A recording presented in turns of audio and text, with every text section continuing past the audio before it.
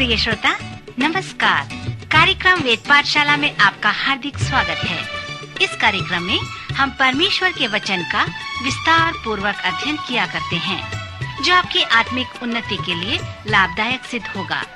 तो लीजिए सुनते हैं आज का ये संदेश।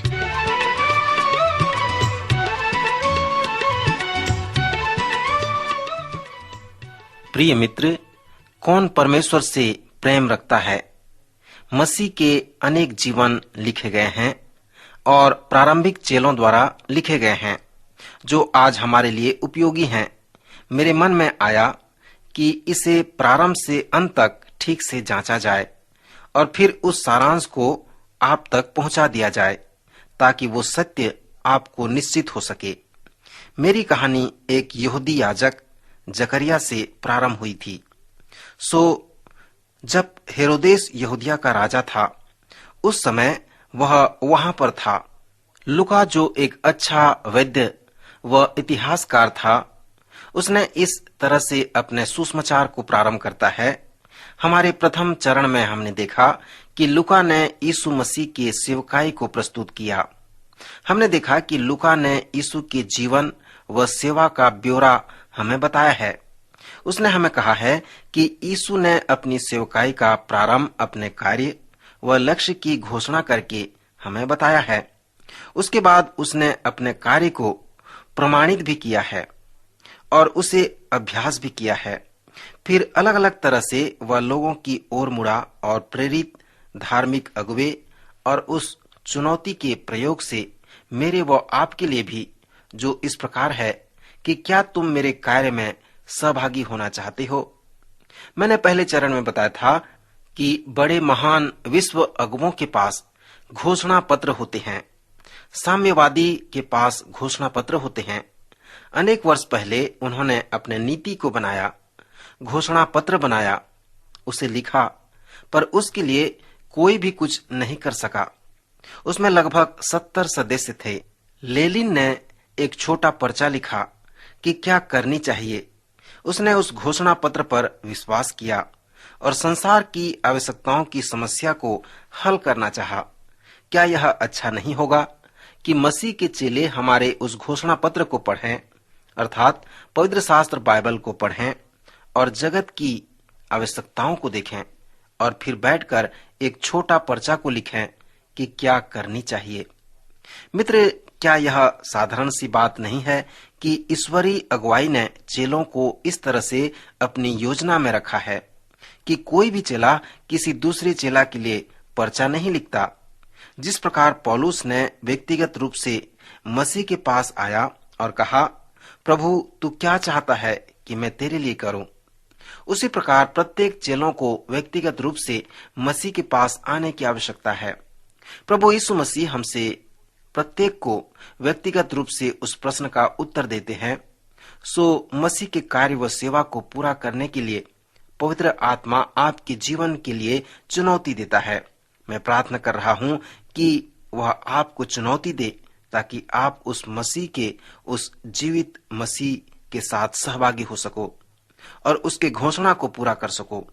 यदि आपको इस प्रकार की चुनौती मिलती है, तो आप व्यक्तिगत रूप से प्रार्थना के अंत में प्रभु से प्रश्न पूछें कि प्रभु तू मुझसे क्या चाहता है कि मैं उसे पूरा करूं। जैसे हमने लुका रचित सुसमाचार को देखा, तो अब हम सहदर्शी सुसमाचार में आते हैं और अब हम उस पर ध्यान करेंगे। ये वे कथन हैं जिसे हमने मत्ती के सुसमाचार के अध्ययन के समय नहीं देखा था।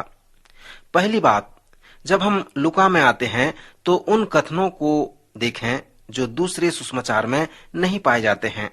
लुका ने हमें यीशु मसीह के जन्म से संबंधित 132 पद दिए हैं। सुसमाचार लिखने वालों में से लुका एक इतिहासकार था। नए नियम में दूसरों की अपेक्षा लुका ही एक ऐसा लेखक है जो यीशु मसीह के जन्म के विषय में हमें अधिक जानकारी देता है। जैसे मैंने पहले बताया था कि मरकुस व यूहन्ना ने अपने सुसमाचार में यीशु के जन्म के विषय में नहीं बताया। मत्ती यीशु के जन्म के विषय में विस्तृत रूप से नहीं बताया, पर यह लुका ही है जो और भी विस्तृत रूप से बताया है। आइए देखें कि लुका यीशु के जन्म के विषय में किस प्रकार वर्णन करता है।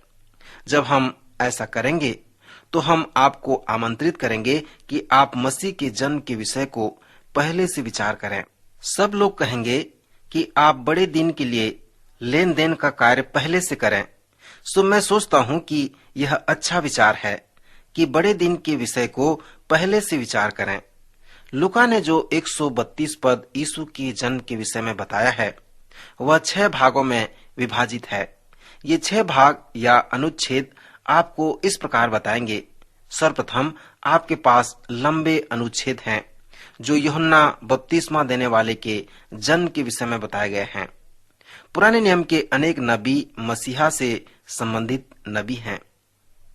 उन्होंने आने वाले मसीहा के विषय में भविष्यवाणी की है। यूहन्ना बपतिस्मा देने वाला उनमें से अंतिम नबी था। उसने सीधा यह प्रचार किया कि देखो, यह परमेश्वर का मेमना है जो जगत का पाप उठा ले जाता है। यूहन्ना बपतिस्मा देने वाला का जन्म अलौकिक था, परंतु यीशु के जन्म के जैसा नहीं जो कुंवारी द्वारा हुआ, परंतु कुछ अलग प्रकार से था।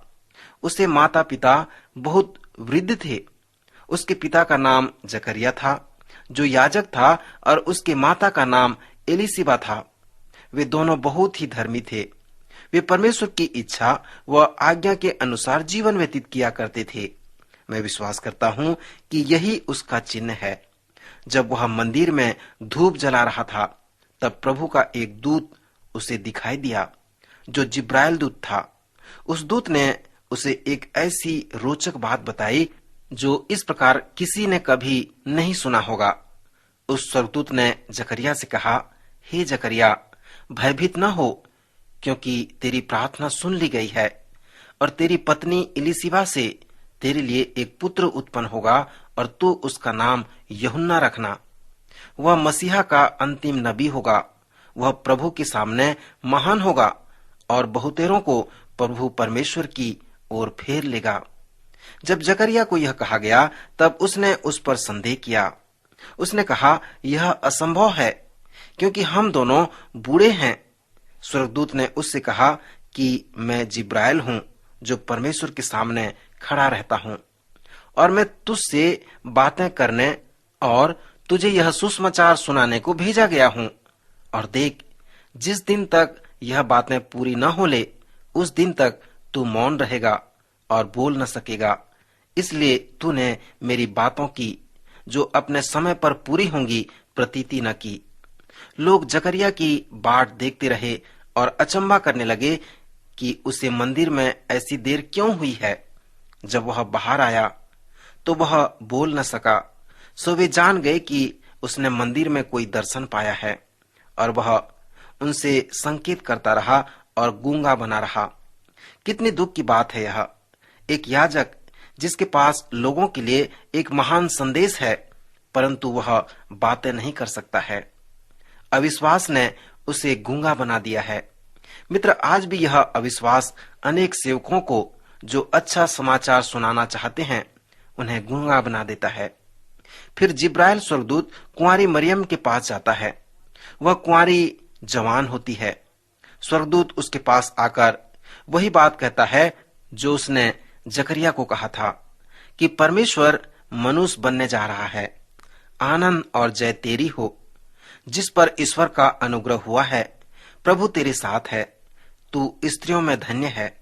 अर्थात तेरे पास ये सौभाग्य है कि तू परमेश्वर की माता कहलाएगी।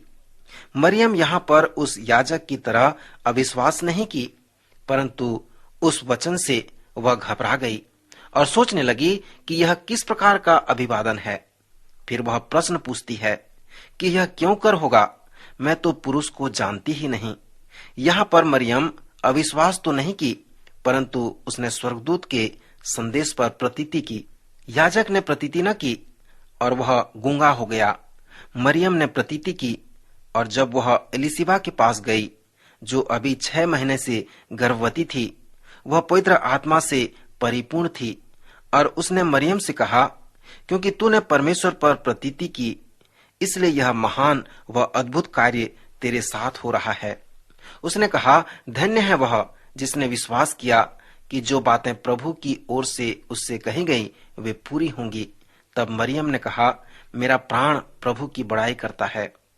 इसके बाद हम लूका के दूसरे अध्याय में आते हैं, जहां पर अगस्तुस कैसर की ओर से एक आज्ञा निकली कि सारे जगत के लोगों के नाम लिखाए जाएं, और यह उस समय हुई जब क्विरिनियस सूरिया का हाकिम था, और सब लोग नाम लिखवाने के लिए अपने अपने नगर को गए। आप पुराने नियम के विद्वानों के विषय को स्मरण करते होंगे। मीका उसका 5वां अध्याय दूसरे वचन में हम पढ़ते हैं कि उन दिनों में मसीहा का जन्म होगा और बैतलहम में होगा, सो हम उसे और मरियम को नासरत में पाते हैं, ताकि मीका की भविष्यवाणी पूरी हो सके। यूसुफ भी इसलिए कि वह दाऊद के घराने और उसके वंश का था, गलील के नासरत नगर से यहूदिया में दाऊद के नगर बैतलहम को गया कि अपनी मंगेतर मरियम के साथ, जो गर्भवती थी, नाम लिखवाए। फिर उसने वहां रहते हुए उसके जन्म के दिन पूरे हुए, और वह अपना पहलौठा पुत्र जनी, और उसे कपड़े में लपेटकर चढ़नी में रख लिया, क्योंकि उसके लिए सराय में जगह न थी। मित्र, क्रिसमस कहानी का यह एक महत्वपूर्ण भाग है। फिर हम पढ़ते हैं कि जब बालक यीशु का जन्म हुआ, तो उस रात उस देश में कितने गड़रिये थे, जो रात को मैदान में रहकर अपने झुंड का पहरा देते थे।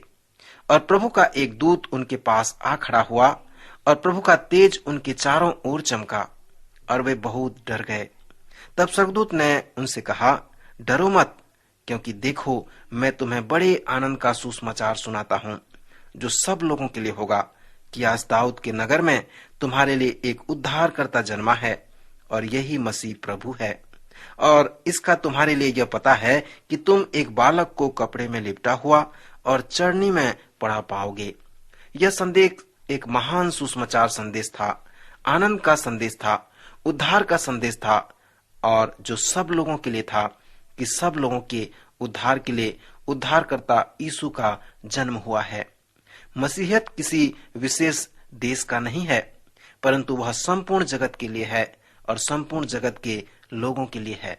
गडरियों ने अच्छी रीति से स्वर्गदूत का प्रत्युत्तर दिया। उन्होंने कहा, आओ हम बैतलहम जाकर यह बात जो हुई और जिसे प्रभु ने हमें बताया है देखें। और वे तुरंत जाकर मरियम व यूसुफ को और चरनी में उस बालक को पड़ा देखा।